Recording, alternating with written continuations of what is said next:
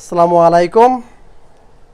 তো আজকে আপনাদের জন্য তৈরি করতেছি একটা স্পেশাল খাবার আমাদের পুরুষদের জন্য, কিন্তু এটা সবাই অ্যাকচুয়ালি খেতে পারবেন। এইটাকে আমি বলে টেস্টোস্টেরন বুস্টার। এটা স্পেশাল 4টা ডিমের কুসুম থেকে যে হোয়াইট পার্টটা আছে সেটাকে আমি সেপারেট করব।